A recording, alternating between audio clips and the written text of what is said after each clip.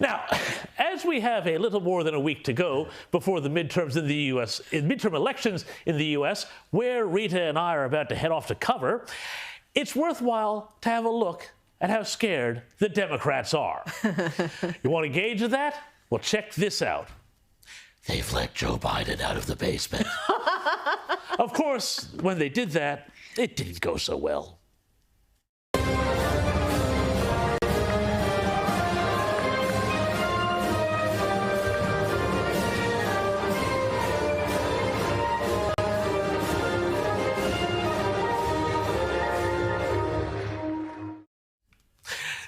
Jump off the stage, Mr. President. That's not a swimming pool, and you're not a lifeguard, and there's no roaches and kids running their hands up and down your leg. Yes, you saw it right there. The president had a case of the wanders again. Gotta wonder if the Secret Service has a code for that. You can speculate for that on your own, but anyway, as you might have figured out, the president and Vice President Kamala Harris were out in Pennsylvania trying to shore up the Senate campaign of Lieutenant Governor John Fetterman, about whom more in a moment. Here's a bit more, though, of Joe Biden trying to rally the troops.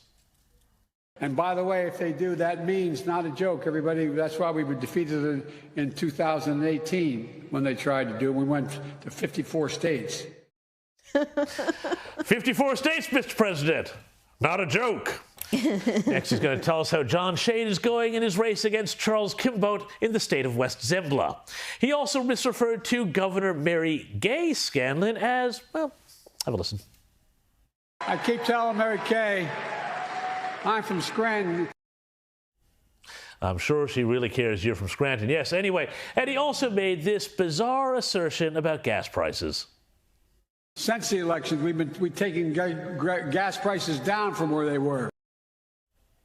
No, this is a sort of whopper that was too big for even CNN to ignore. According to the American Automobile Association, gas prices in the U.S. are coming down. Yes, they are, but they are still eye-wateringly high compared to where they were when Biden took office.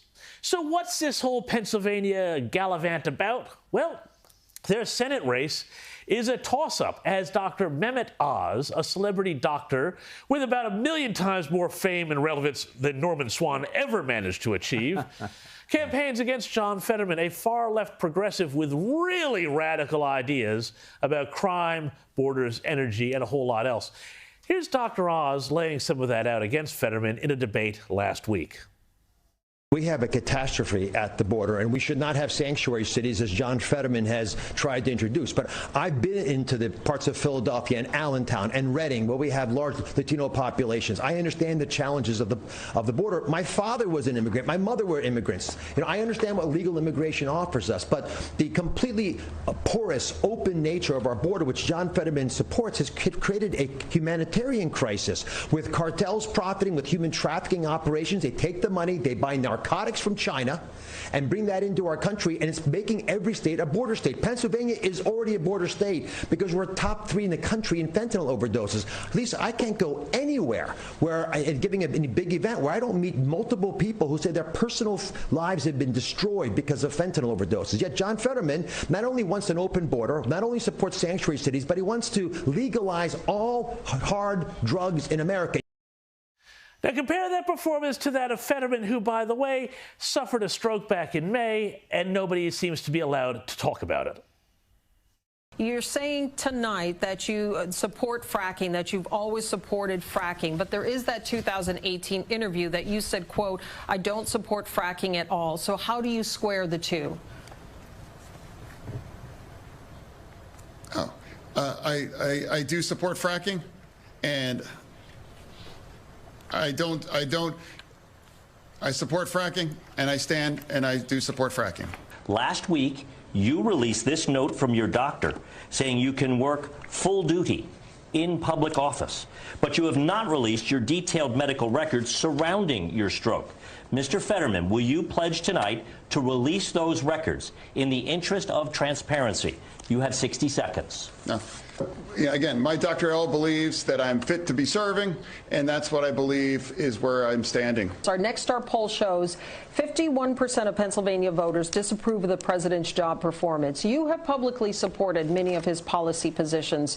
Are there any that you disagree with? 30 seconds.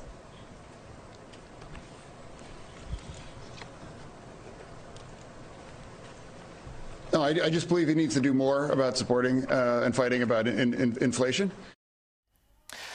Amazingly, this is still anyone's race to win. As the Babylon Bee said the other day, Dr. Oz and John Fetterman are neck and neck and neck in this race. But expect Fetterman's record and performance to be blasted all over Pennsylvania TV screens during ad breaks this weekend as the state settles down to two of their own NFL teams squaring off on the gridiron and the Philadelphia baseball team playing in the World Series.